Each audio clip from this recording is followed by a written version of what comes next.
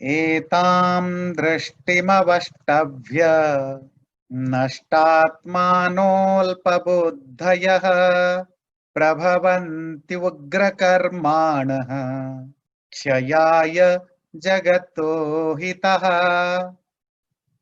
इस तरह के विचार को मन में रखे नष्टात्मा वाले और अल्प बुद्धि पुअर अंडरस्टैंडिंग के साथ क्या करते रहते हैं? उग्र कर्म करते रहते हैं, बड़े क्रूएल एक्टिविटीज करते रहते हैं, हिंसक कृत्य करते रहते हैं, और जो जगत का संसार का नुकसान करने के लिए होता है।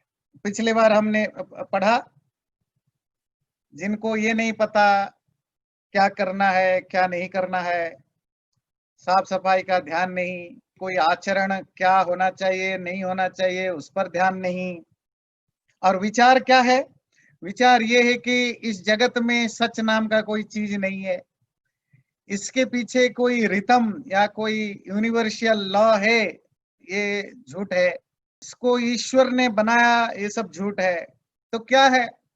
रैंडमली दुनिया बनी। कैसे बनी? काम वासना के कारण बना है दुनिया, मतलब प्राणी पैदा हुए हैं और कोई कारण नहीं है।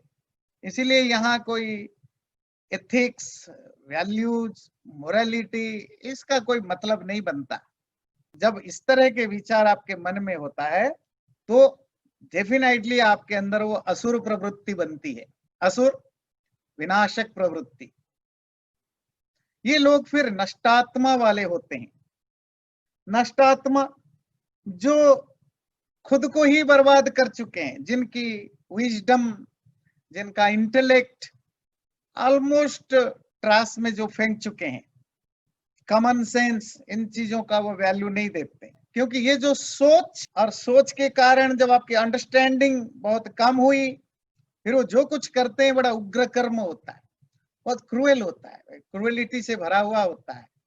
लोगों को मारना, लोगों को नहीं, किसी भी पशु पक्षी प्राणी इंसान को मारना, काटना, टर्चर करना, मानो कोई फर्क नहीं पड़ता, और संसार के नुकसान के लिए काम करते हैं। आप लोगों ने कभी देखा है जिस तरह के गाय, बैल, बकरे और ये जो चिकन, इनको गाड़ियों में, ट्रकों में लद के लिया जाता है, ऐसा लगता है आलू की बोरी हो, प्याज की बोरी हो, ऐसे उठाते हैं, फेंक देते हैं। पर उनमें भी प्राण है, उनके भी हाथ पैर है, वो भी टूटता है तो दर्द होता है, उनको भी सांस लेने में मुश्किल होता है। तो ट्रक में गायें बंध के जाती हैं, बांध देते हैं खड़े खड़े, 1000 किलोमीटर 2000 किलोमीटर तक ये गाय बकरी खड़े खड़े जाते हैं, क्योंकि गाड़ियों में उनको बांध देते हैं, हाथ पैर सब कुछ। आप खड़े हो सकते हैं 2 घंटे तक, 5 घंटे तक हाथ पैर बांध के? क्रूएलिटी है। मारना अलग बात है, मारना तो अपने आप में खराब है ही, पर जिस तरह हम प्राणियों के साथ व्यवहार करते हैं, ये क्रूएलिटी उनके अंदर कहां से आती है?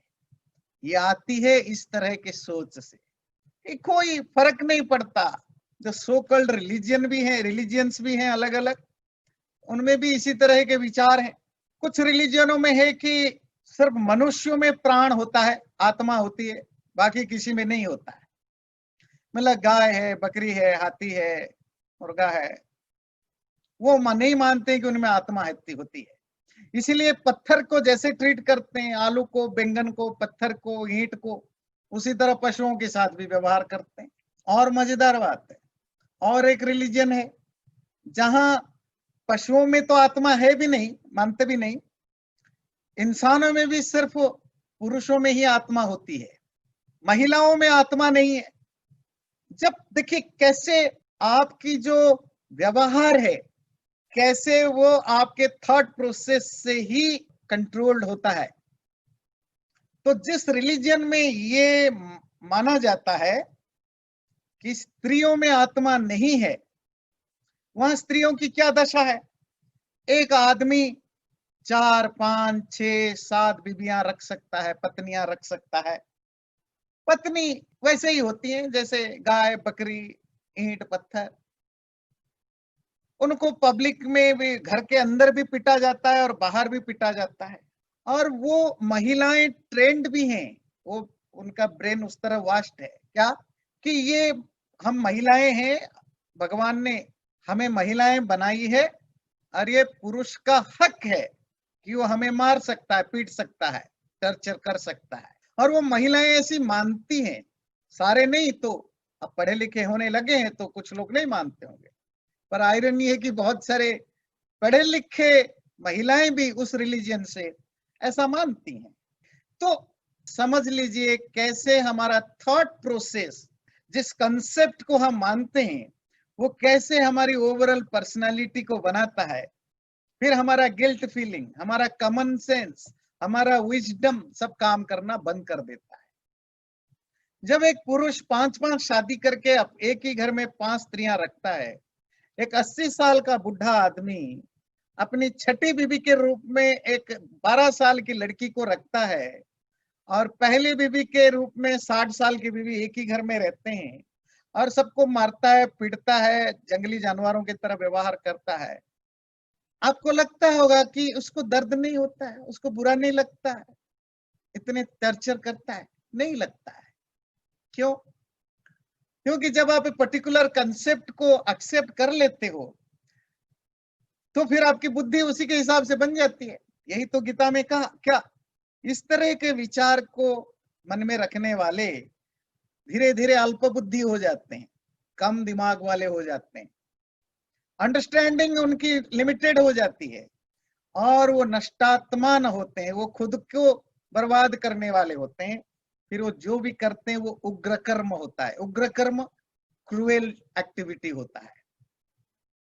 तो हमारा व्यवहार पशुओं के प्रति हो या दूसरे मनुष्यों के प्रति हो या हमारे दूसरे जेंडर के प्रति हो, ये व्यवहार जो है ये भी आपके अंदर किस तरह की थॉट प्रोसेस से उसे डिफाइंड होता है।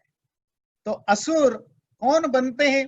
असुर बनने की जो शुरुआत है, राक्षस बनने की जो शुरुआत होती है, वो इस तरह का फिलॉसफी और कंसेप्ट से होता है।